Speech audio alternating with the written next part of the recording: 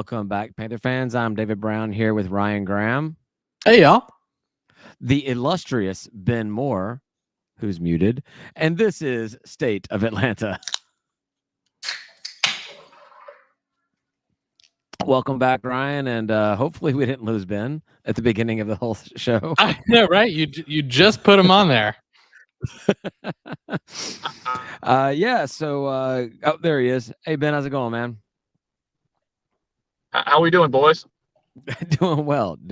Thought we'd lost you there for a second. Hope everybody had a good week. Ben, let's get into it. What is up with this whole damn transfer portal thing? It seemed like we kind of felt like we were in a good spot. We knew who we had lost, and we were just trying to fill some slots. And now people start leaving left and right, both on the football side and the basketball side. What's going on? All right. So you don't like college free agency? Is that what I'm hearing out of you?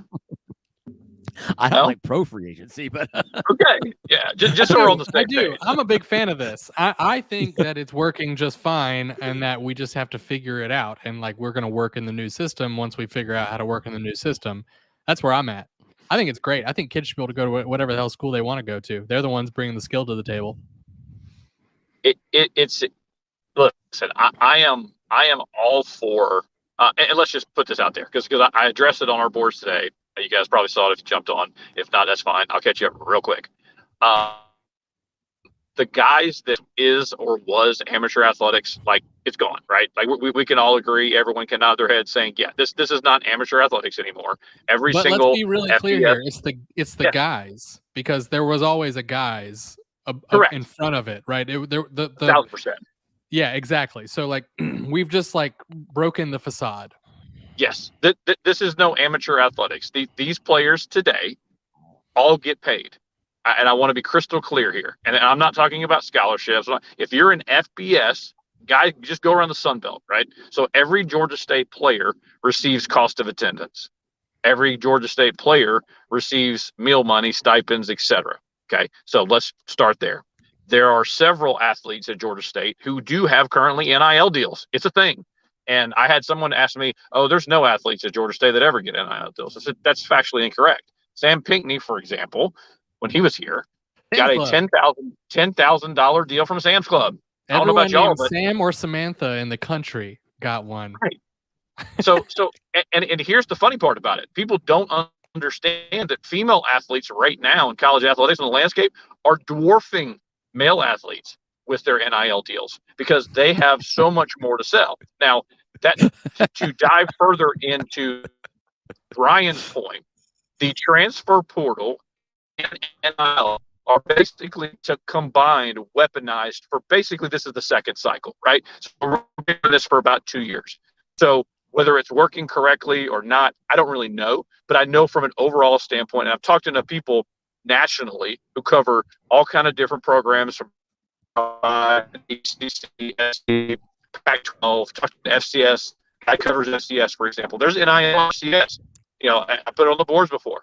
I know guys, a kid that is down here in my area, down in Fayette County, is getting money at Austin P, for example. So like they get monthly amounts. Now, is it a lot? But no. But is it to an 18-year-old? Absolutely. I don't know about y'all, but when I was at Georgia State, I had no money. I was waiting tables, man, and that money went straight to books, or a beer or two, I was thinking loans and just like dreading that paying it back. Whoa! No, we got some breaking news here. Ben, you were drinking beer when you were at Georgia State. That's what I want to talk about. Screw this whole NIL deal. Ben Moore was a drinker in college. Now it gets serious.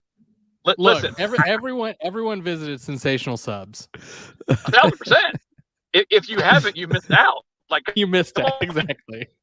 Right? Like what's did you? If you haven't been to Sensational Subs, $2-3 pitcher nights, did you really go to Georgia State?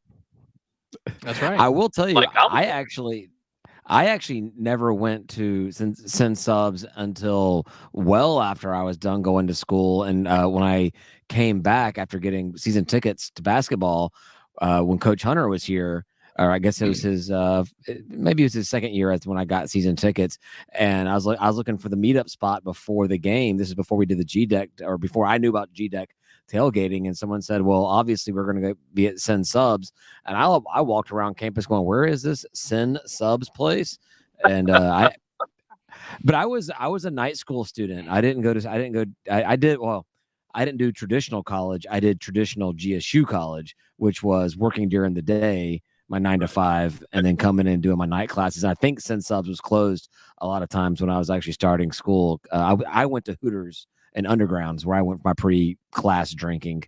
So yeah, Coach Perry, the coach that left or took over for Lefty after Lefty abruptly resigned. His daughter used to work at Hooters. True story. And the famous Cat Cole, who's the CEO of Athletic Greens now, who was a part of Hooters and was a executive at Cinnabon. So yeah, Cat Cole follows me on Twitter. Probably one of my favorite follows on Twitter for everybody. Plug. She is a proud GSU grad, and give her a shout out and check out Athletic Greens. I'll get you a plug for it. So yeah, so back to the portal side. Okay, so how it's impacting GSU. So there's kind of different buckets here, right? So you have guys that don't necessarily fit what a new coach, and I say new because he's been here basically less than a full calendar cycle, right? So there are guys that don't necessarily fit, right?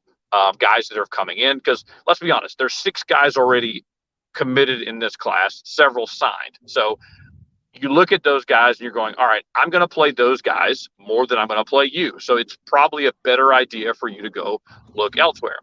2 of the guys who left, Galik Brooks and Joe Jones, both graduated from Georgia State. So, hey, they're alums. Awesome. Hope they find something, and they may go pro in something other than basketball, right? Neither one of those players likely has a long pro career for a variety of different reasons. The 2 guys that left really in the last week and a half were surprises. Absolutely. I did not have that on my bingo card at all. But at the same point, you don't know what's going on behind the scenes in terms of family pressures, conversations that are had from former high school coaches, AAU coaches. And let's be honest, man, it's the wild, wild west, and tampering is a real thing. I have no doubt, especially on what we've heard so far from Colin Moore. He's had Illinois reach out. He's had Mississippi State reach out. Both of those programs have huge NIL budgets and can pay him a lot more than he's going to make at GSU. And if that works out for him, awesome. He's from the state of Arkansas. If Arkansas came calling, I'd have no problem with that either. And I don't have problems with any of these kids jumping and using their opportunity.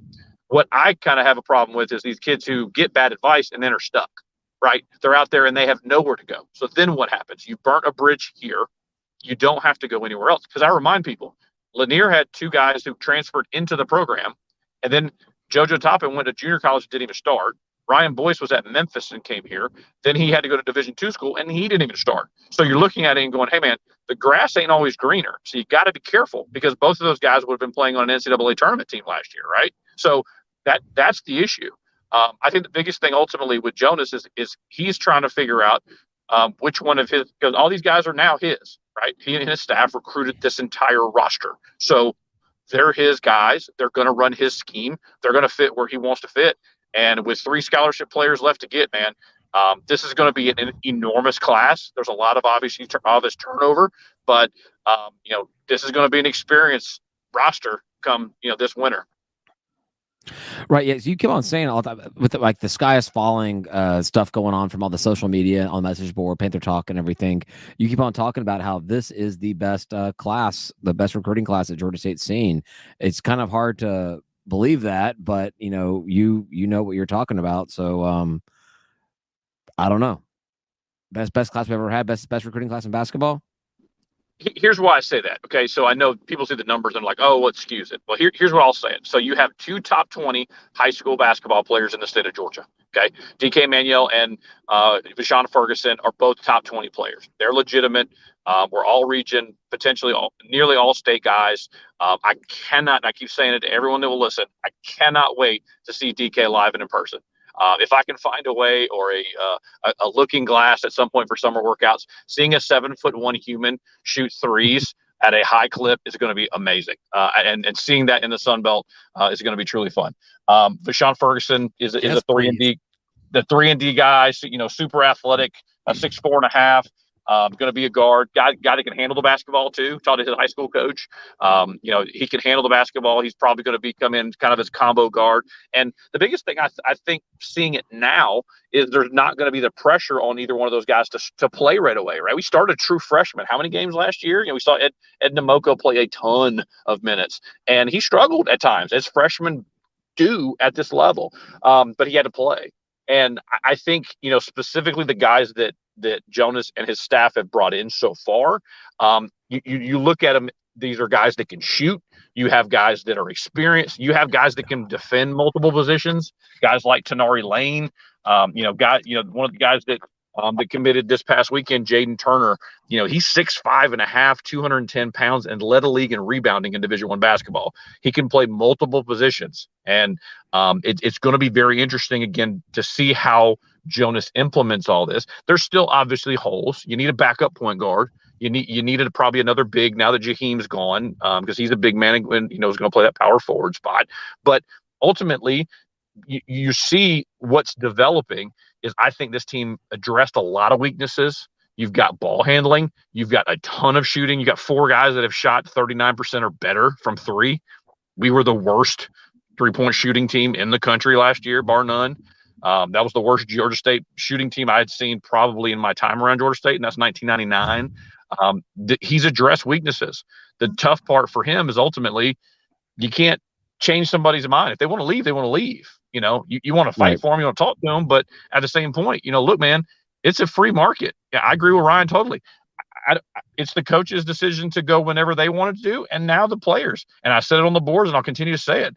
These scholarships are renewed every July 1, man. This is the new era of college sports. Players are more empowered than ever before, and ultimately, when the window opens and the transfer portal does not close until May 11th. So ultimately, I would assume that all the basketball players that are here are going to be here because they came with Jonas. We'll see. Do you think the churn is so much that we're just going to see like a totally different team next year though? Like, because I know like every year, like by definition in college athletics, you're seeing a new team, but like, it seems like the churn is so much higher now. And like all the players are new, and like next year is just going to be like it's just like throw out this year. It's tough. I mean, and I think specifically at this level, again, right, there's different reasons for everyone. Like, Caleb Scott has committed, for example. He committed to Presbyterian. And I hope I like that kid a ton. I got a chance to know him, obviously, through the recruiting process and his couple of years here on campus. Great kid. Was probably not going to play more, right? So he goes closer to home. He's from the state of North Carolina, goes to Presbyterian, and will have an opportunity to hopefully play there and lift that program up and at a high level. But there's other guys that haven't landed yet, and they may not. And to your point, coaches want to win now. They're going to look at it and say, I want to win and put together what I can do now. But also the other side of it is, hey, these coaches go and evaluate and they recruit these players and develop them only to turn them over to higher major programs or in football. We got absolutely pillaged, obviously. Coach Sean Elliott, I mean, Dave, you talked to him about, the transfer portal, and he absolutely hates it because it's like, hey, we put the time in, the effort in, and we're basically a minor league system to the Power 5. So I get that perspective. I truly do. He was very upset. He's very upset about the transfer portal and losing all these players and the tampering and all that stuff, which I understand why that would be frustrating for him. Sure. But like, I think you just have to find your way in that system. And I asked him if he was having success for picking off P5 players that are sitting on the bench. He said absolutely not. But I have no idea if he's actually looking for those people. It's really hard to do that. It's really hard to do that when you go 4-8. Like, let's be honest. Sure. Like I talked to Marcus Simons, okay, when he basically he was committed to Mississippi State, and when he decommitted from Mississippi State after they fired their coach, he saw RJ shot. That was a humongous factor for him committing to Georgia State. Now, obviously, the relationships to Ron Hunter and his staff and guys like that, but he's not here without that. He's not here without Ryan Harrow a few years earlier being committing. Guys like Kevin Ware followed. Like players want to play, and I keep saying this in the state of Georgia. Go look every single year at the top 10, 15 guys in the state of Georgia from the high school ranks. They don't land here for the most part. Right. Georgia has one. in Maury Jordan out of Decula, and Georgia State has the other two. Everybody else, it's Virginia Tech, Southern Cal, Auburn, Clemson. These kids are flooding the state. Why? Because these teams in the state aren't relevant. And no disrespect to our friends down south, but they haven't been to the tournament since 1992. So I'm going to exclude them completely from this conversation. I'm just talking about I still Georgia think our bread and butter in the recruiting transfers area is going to be people who are coming back to the state, people who thought 100%. They wanted to leave home to go have their college experience, and then they're just like, oh my God, I do not want to be away from home anymore. And like, we just need to be able to be like, come back sure. home. That comeback should be our bread and butter. Sure, and you saw Ron do it. Right, you saw Ron Hunter do it, right? Like Manny Atkins was the guy that was coming off the bench. Kevin Ware, obviously a situation there at Louisville, and broke his leg horrifically on national TV. There were many people who didn't think he was going to play basketball again, and he had an extremely productive career here. Hell yeah, loved him. And right, and I think that's a part of it. Is you're going to have guys now. I mean, you're seeing guys that Jonas is bringing in who are kind of at the final stages of it. Like Leslie's, was from Longwood. Longwood, not a whole lot of folks that follow mid-major basketball don't know about Longwood. But again, back-to-back 21 seasons. I went to the NCAA tournament last year. He's finishing his career up. He's done everything he needed to do there along when he graduated. So he wants to play a final year here in front of his family and friends and everything that way. You can find those guys who are tied here, and people may or may not know, but Jarvis Hayes ran basically the Atlanta Celtics AAU program. So he's going to have those connections and guys that went through that program who have basically sprayed out all over the country, really. And, ACC, Big Ten, wherever. And there was a lot of interest in guys coming back. And the trouble is you can't take everybody, right? There's guys who have ties to the Atlanta area. I think my guy Trent Marketh on Twitter has been kind of mapping out all the guys with Georgia ties who went to high school in Georgia. And the numbers are like in the 50s of guys who are in the transfer portal from the state of Georgia. Well, hey, you only have a certain number of spots left. So you're looking at it. We basically, so far to my count, you've had a guy on campus in Kawasi Reeves who went to Georgia Tech. You know what? Ultimately, no harm, no foul in that, right? They have NIL in a major way over at Tech and weaponized it. Also, Tech plays in the ACC. Okay, maybe not going to win that battle, but I feel pretty confident we finished second there. You got a guy by the name of Ricky Bradley Jr., who I brought up on the boards before from VMI, had a true freshman year last year, 10 points a game. He's announcing on Sunday. I would be absolutely stunned if he didn't commit to Georgia State. He has told me he's shut down his recruitment, is not taking any more visits. So that sounds like a good sign. And again, 2 more spots left to go, and expect some more news here in the coming weeks as the transfer portal closes up in a couple 3 weeks or so. I just want to say that based on what you said, my wife would absolutely agree that I know nothing about Longwood. So, poor baby. Oh boy. I'm sorry. All right. So we have, I think you said May 11th is when the free agency or the transfer portal ends. Portal closes, for basketball. Yeah. So I think we have 3 scholarships available now. We fill those, or do we go into the season with empty scholarships? No, I think Jonas fills them, to be honest. There's a lot of good players out there. I've seen names like Trey White from Southern Cal, have been trying to keep that thread updated on the boards and pin it, just, seeing that. I mean, there's some 20-some names that have kind of been connected there. I mean, there's guys like Eugene Brown out there from Ohio State, who went to Southwest DeKalb, for example, if you're looking for kind of big names, and he's a little bit of a bigger guard, about 6'5", 6'5 and a half, who, that guy may be able to play a small forward, obviously in the Sun Belt, kind of being able to do that. And I think that's the biggest thing that I've seen in this class is you have guys that are versatile. You have guys that can play and defend multiple positions, and you have guys that are productive. The biggest thing that was lacking on this roster was like shot creation, shot makers.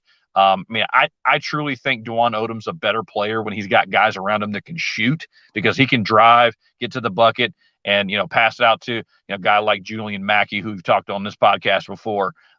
He's electric, man. I cannot wait to see that kid at 6'4.5", guy that's long.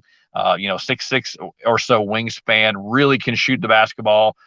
Just was named a junior college All-American. Still, for the life of me, don't understand why he doesn't have bigger offers, but he wants to come to Georgia State. He spent a year here in the Atlanta area at the Skills Factory at prepping there, and he'll be a seasoned, basically this will be his third year of college basketball, and he'll be a sophomore. So excited to see guys like that. Again, just really need to find another big man. I know Ron Hunter struggled with that at times.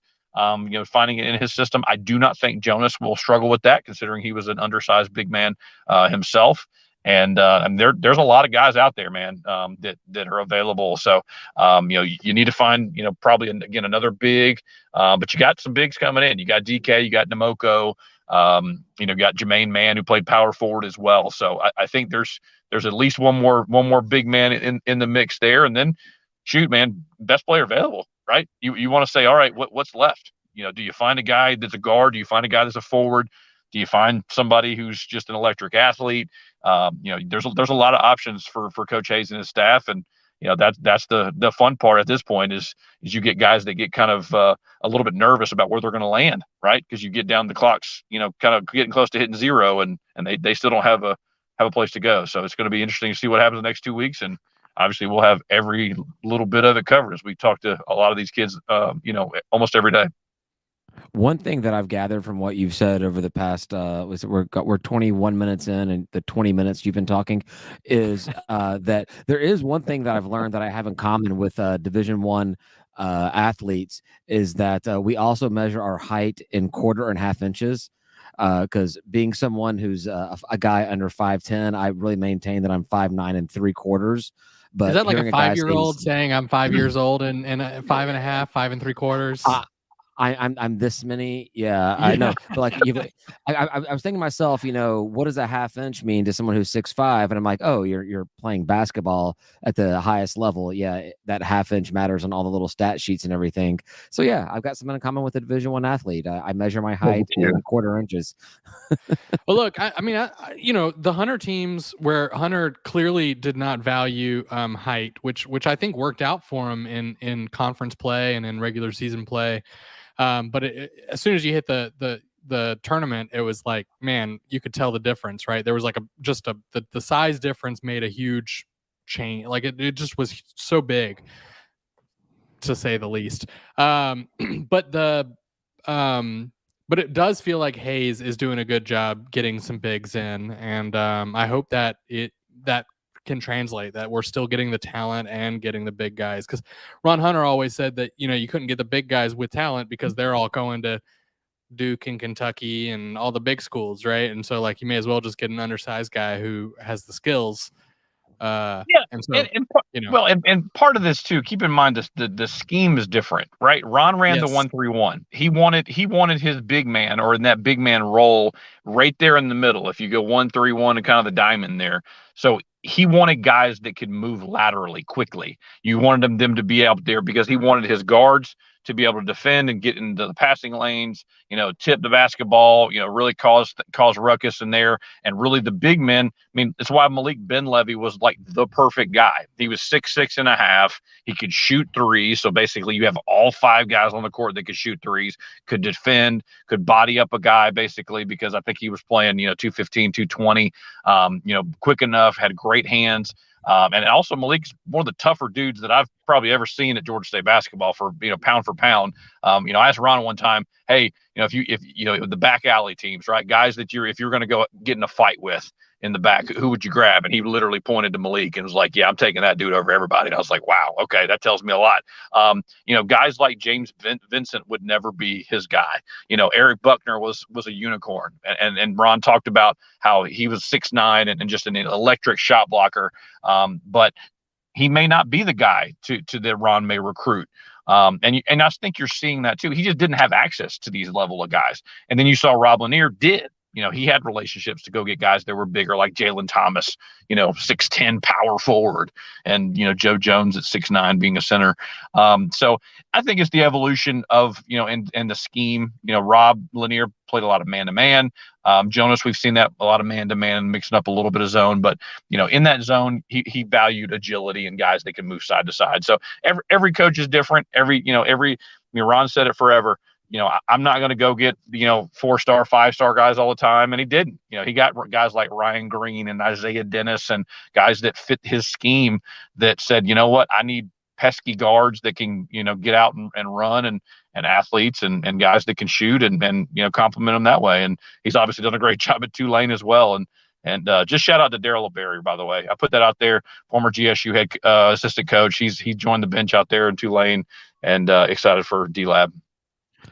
I just hope he is okay living in New Orleans, because that place sucks, and I really feel bad for him about having to be in New Orleans. That's just an unfortunate turn of events. Was he for the him. one that went to Tech? Yes, Yeah. he was. Okay, yeah. Who took the fall at Tech for a time? Yes, he did. He was the Ollie was the North problem. of the Pastner regime. Hey, so I saw something over the weekend. Actually, one of our Patreons sent this in on our group chat that I actually haven't looked into. I just remembered it now.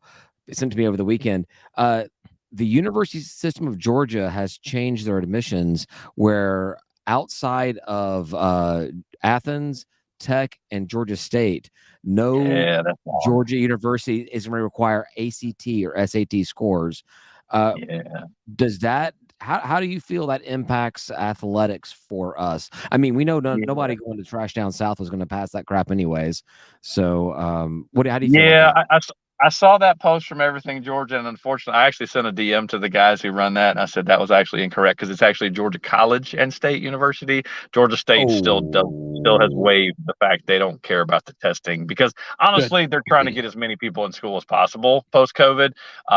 Tech. I mean, basically and then what he was saying is the public side of things, but yeah, kind of a big mistake there. Georgia College and State University in Milledgeville, who's the proud alma mater of my wife and my younger sister, but not Georgia State. Georgia State is still waiving academic requirements, and still they had 100% admission rate last year. So here's the deal: it's standardized testing is pretty messed up anyway, and Agreed. the SAT is pretty shown to not actually have a lot of impact on the quality of the student themselves. It's actually kind of funny when the SATs got implemented. It was because anyone who made under a certain score was less likely to finish 4 years, and anyone who made over a certain score was more likely to finish 4 years. And there was like a good scientific, distribution of that. And so they were basically just like, and so when you throw it out, you're just saying like, we're just going to take all these people, whether they're gonna stick it out or not. But standardized testing kind of sucks. So it does. Listen, I took the SAT 4 times. I had no issue on the verbal side of things, but I struggled math. I struggled overall in standardized testing.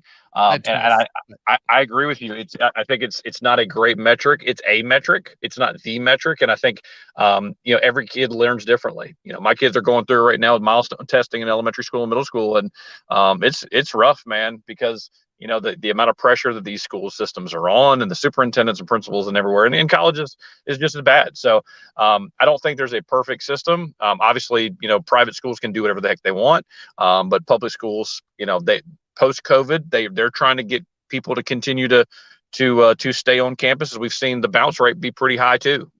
We've seen kids that said, look, and even parents, to be honest, where, hey, I'm going to go be I'm going to go online, or I'm going to go do this and go work. And to Dave's point, and the traditional air quotes here, Georgia State, student, 20 years ago, 15 years ago, 18 years ago, it's looking like it may slide back that way.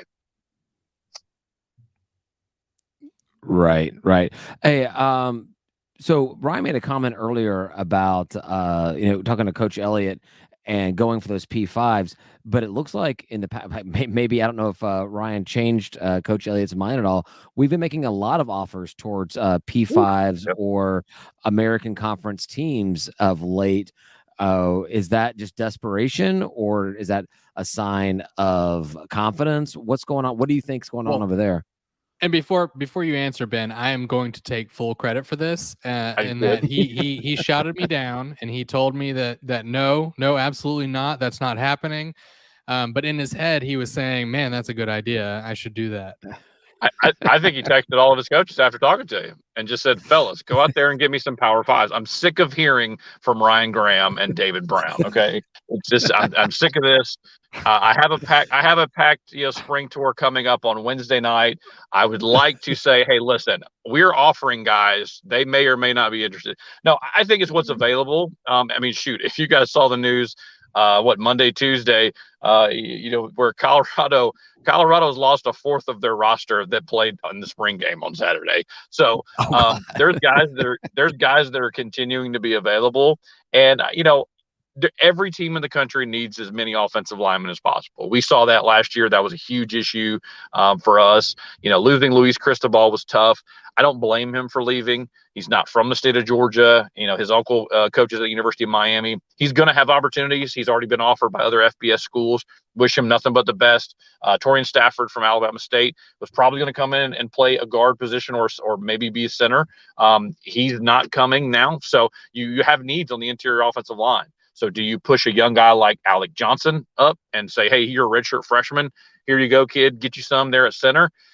That's a tall task in this league. They're really good defensive linemen. So, you just try to find as much as you can and find guys that are, maybe graduating in May and looking for opportunities. I think that's part of it. They've gone out and offered a couple guys from Arizona State and Texas Tech. And it all just comes down to who visits now. We'll see if these guys come and visit, and that's when you have a legitimate shot at them. All right. Shout out to the Pinstripe Panthers who took down the Dogs 9-7 tonight. Yeah. That game ended. Thank you, Taylor, for giving us that update. Another thing, we saw that some rule changes came through from college football, and we talked about this a lot when they were proposed on here. So I guess they got approved now for Division I, Division II, running clock after first downs, except last 2 minutes, 2-minute warning type thing going on, like they have in NFL. No consecutive timeouts by a team, and a foul end of first quarter, third quarter carries over. No untimed downs. What do you think about these changes to college football? I kind of liked these differences that we had in college football versus pro ball. It kind of made the game a little bit different. Do you have any opinion at all, Ben, on what these rule changes do for the game? Yeah, I think it speeds the game up. We saw that. I mean, college football by far is the longest sport now, right? Baseball's done things to shorten things up to try to get a younger audience. I think college football has been kind of, a trendsetter here in changing or tweaking some rules. Hey, this is good. Hey, this is not so good. We should take a look at it. I think they're modeling the NFL because, the NFL has a great model. They know exactly, hey, look, you can start a game at 1:00 and by 4:15 it's over. College football lasts a ton, especially with instant replay reviews and as you mentioned, the clock basically stopping, on first downs. They're going to speed that up a little bit, and I'm interested to see how much and how fast it goes, and the fans' reaction. Right, you want part of college football is I don't think there's so many college football fans that are complaining about the length of the game, but it does speed it up. It does standardize it a little bit more. So I'm interested, in seeing how it looks. The untimed down thing I get, just from you have commercials, you're selling commercials as well. It will, kind of carry over and speed up a little bit, in the first, at the end of the first and third. But yeah, I mean, I think it trims a little bit of the game time there. And as we talked about before, man, college sports, especially at a super high level, are TV shows, right? You need content. You want it to last 4 hours to make sure you get everybody, all your sponsors, spots paid and everything done there. So, but no, I think it's, I'm not going to say it's good or bad. We'll see. We'll see how it goes. I mean, are we going to have 2.5 hour, 2 hours and 45-minute games now? Not quite sure, but I know this: Sean Elliott's teams will still run the ball probably 60 to 65% of the time. So the clock will be moving for sure. As long as they don't cut down on tailgate time, I can roll with most punches. Just don't cut down on tailgate time. They don't have control over that. Exactly. So. If the game kicks at 3:30, what are you doing, man? Get there at 7:30 like a grown man and get after it. Let's go. And even if they close off everything, we'll just start tailgating somewhere else. It's fine. F them. It's true. Exactly. You can't. They're building a parking Yes. deck by the convocation center. Where will we find, boys? Don't worry. We'll be Yeah, fine. yeah. Actually, I'm glad you brought that up. I drove by it. I guess this past weekend, coming by, and my first thought was this thing will not be ready for this season of basketball. But then as I continue driving, I go past my house and I go past this development that's going up near me, and I saw a parking garage go up, or a portion of it go up very, very quickly. You think we get a parking deck up there by was it November, October? Yeah, first or second week in November typically is your first exhibition. It's a good question, man. I'm not a a construction guy, engineer guy, but I do know a few folks that way, and I'll tap the network and see if it'll be available. Yeah, we have a new Publix, that should be opening soon, right? Too. So we can find tailgate spots in there too. Go get a But pub you know, sub I and, mean, and some the Blue beverages. Lot's Let's do it. been fine. I mean, it's been great. There's nobody out there really, and so it's like there's a bunch of space. You just show up and do what you want to do. I'm excited about showing up to a tailgate with like nothing to eat and just like saying, "Hey guys, what are we cooking today?" And we go get it from Publix and just like walk back over and like, "This is what we're doing. We're doing burgers. We're doing dogs. We're doing wings. We're doing whatever. All we got to do is bring something to cook them with." And I'm looking forward to that.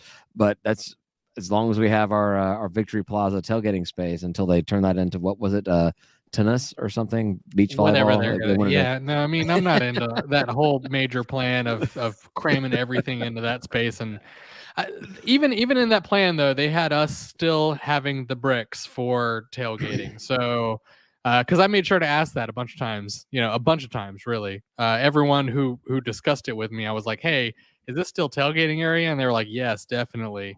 But I also got a lot of yes definitelys when we were picking our seats for basketball, and without a lot of real clear planning, right? So like they didn't know yes definitely, but they said yes definitely. I believe they wanted that to be the answer, but that was not always the answer. So yes definitely doesn't mean yes. The answer to all your questions is money, Ryan, as always. I'll believe it when I see it. Yeah, hey, indoor practice facility right behind right in front of right field. So that's there you go. Just go in there and slide it right there. What's going to cost more, tearing down those right field stands or building the indoor practice facility? Get off of it, man. A silence falls Get over off the the crowd. indoor practice facility. Get off the tearing down that thing. Who cares about that's like so much money for nothing, man. That doesn't mean anything. Get off it. We should just get off it. I would like to have an indoor practice facilities. We talk about facilities are one of the things that keeps us from moving up with the Joneses. But I just don't see the reason of spending money on tearing down so much of the stadium to put something into. I mean, we're already called the Frankenstein Stadium by a bunch of conference members. Why make it more Frankenstein-y just for the sake of spending money? If we're being real here, and the recruits are the reason we're doing it, because you gotta be able to sell them on something. I still stand by a couple PS5s are actually more enticing than an indoor practice facility. Sure, I think we should just get Arthur Blank to build a dome over it. But yeah, go ahead, Ben. But here's the thing. Here's the thing, Ryan. Ultimately, and this is why Sean Elliott doesn't want to say, and he don't say this to you, and he shouldn't. He doesn't want to play any more Power Fives because he's gotten his team beaten up playing back-to-back weeks Power Fives. He'd love to play a Rhode Island or UConn because you know what? You need wins, and he doesn't want to get himself fired. Because guess what happens if he goes 2-10 this year, he loses another percentage of the fan base, if not all of the fan base, because it's like, he had this quarterback or he had this and that and the other. And he wants to win. This is why I think it's been so frustrating in seeing his guys, key contributors get picked off by Power 5 guys and Power 5 programs.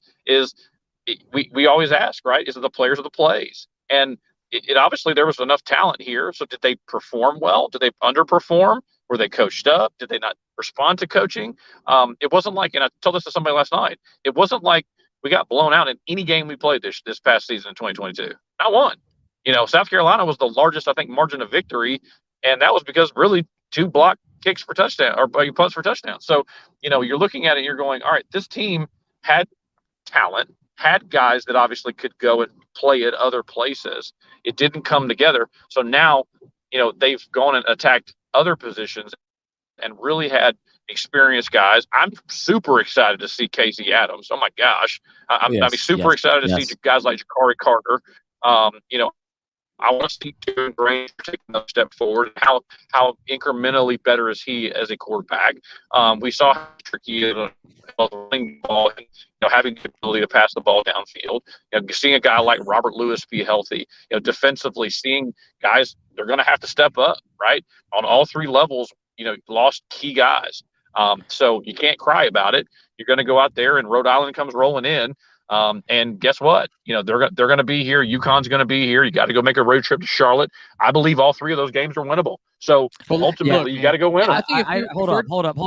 Yeah, go ahead. I don't want to hear about crying about having to play P5s when you can't beat Monroe at home and Charlotte, who you are a 21-point favorite at home against. Like, don't come crying to me about playing P5 teams. That's absolute garbage. And if we would have won those two games, the entire fan base has a different opinion on this entire program. 100%. And I'm gonna pile on here. If we were 10-2 and we were sitting there trying to figure out how to get to 12 wins, like, I get it, right? I get why we might say, like, let's schedule a little bit easier or something like that. But like, we're not winning the games that are winnable either. And so it's like, well, you can't just sit there and get upset about these games that you think are impossible, even though you have shown us they are possible. Like, literally, we've seen you beat these people. But like that's, I just don't understand how that is an accepted excuse. Because wins matter and home wins matter. And also keep in mind the athletic director goals Those are not always going to align. They're not going to always align with the head coach size. We're going to play a Power 5. We play LSU this year. Next year we play Vanderbilt, baby, and then we can start talking about how to get those 2 wins. Yeah, absolutely. And we scheduled our multi-team event the same week that football is playing at LSU. Does that really bother you, dude? You've asked me about this, and here's my question. So you have some crossover in basketball and football, though, dude. Like, that's the hard part about it. You can't, like, the LSU game was scheduled 5 years ago, man. Like, exactly. You got to do what you can do. So ultimately, if you're Jonas and you're like, all right, I want to kick off my men's basketball season year 2, which is anticipated because it's year 2 in the Convocation Center. He's got a bad taste in his mouth because his first ever year, the team is absolutely terrible. Only won 10 games, didn't win a game on the road, absolutely brutal. And he's got a decent field. Like, I'm excited to see that field again. Ultimately, how many of our fans are going to be going to LSU? I think there's a very small handful because we've seen that. The longer trips, they don't go. But I want to watch the game.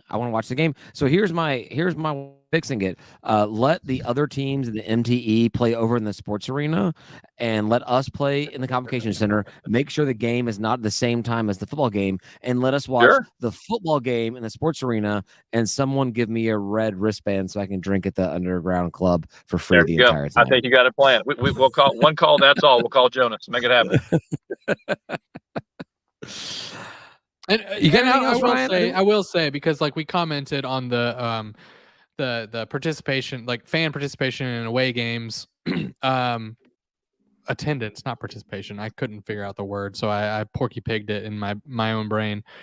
But we have attendance problems with away games, but not really necessarily for the P5 games. You have a lot of people who show up for the P5 games. Well, bye, Ben.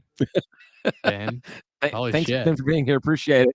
He was just like, oh boy, Ben just left, by the way. Oh, there he is. He's back. Robot Ben is back. Yeah. So you get these guys, you get these P5 games we actually show up for away, and we don't show up for the conference games. I don't think, like, a lot of people don't go to those games. There are some like really diehards, but like even your a little past diehards go to the P5 games. And so you need that too, right? Because that's exciting. It's exciting to go play Auburn or South Carolina or LSU or right, Bama. but Auburn's drivable. South Carolina's drivable. How many people are driving from Atlanta to Baton Rouge? Not many. I might do it. I don't know. Right, but we know that, like, and this is kind of where we come down, and this is the segment of our fan base too. And here's the other side: it's also dependent on record, right? It's the Saturday before Thanksgiving, so you're looking at it. And all right, say things get off the rails, and this team is 3-7. How many Georgia State fans are going out there outside the traveling party that includes the parents? A lot of people flew to Oregon. I mean, to that point, right? I mean, when I went to Oregon, I was like, yeah, it was like I was at home. That was 2014. That was we'd only been a program for a few years. Like Sure. this past, like, so you have that too. This past year, when I went to the Army game, we took that ferry up up the river, which I'm told it's not a river, whatever. I took the ferry up to the West Point, and as we were exiting the boat, this guy goes, "Georgia State travels well." I informed him this was 92% of the entire Georgia State fan base. No, we don't travel well. This is our fan base. No, this is the fan base on this ferry right here. Yep, I nailed it. But we gave an impression. Those of us that went there gave an impression, and there were many fans that went that did not take the ferry, which makes no sense to me because that was that's what I would one of my one of my top 5 college sports experiences was that whole atmosphere. But that was great. I know. Yeah, you missed out because you suck at life. But anyhow, hey guys, we've taken Ben for a full 46 minutes here, which his wife wishes she could say the same thing about. So I think we're gonna go ahead and let him go. And Ryan and I will head over to last call here shortly. Thank you, Ben, for being here. Appreciate it, man. You got it. Love you, boys. We'll see you soon. See you, man. Absolutely. Take care, buddy. I was good. Robot Ben in full effect. Yeah, I think we mostly could understand what he was saying even throughout that though. So like it wasn't ever like debilitating, you know? No, it wasn't. It wasn't at all. It wasn't. But I did want to kind of go ahead and wrap it. We pretty much covered almost everything that I had written down to talk about, other than baseball here.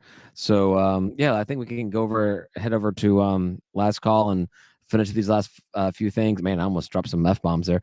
Finish up these last few things and talk about the episode. What do you say, Ryan? Perfect. Sounds good. Thank you, everybody, for listening. We are going to go to last call, which you can find on our Patreon page for free of charge. Patreon.com/State of Atlanta. It comes out on Friday mornings, unless you are a Patreon member, in which you get early access. Also, access to our private group chat, which we will all say is the best part of being a Patreon member, and discounts on our merchandise and everything we do. We try to give as much we can to those that help support us, because every dollar does go back to paying me back for how much I pay for this. So thanks everybody for listening. And say goodbye, Guy. Goodbye, Guy.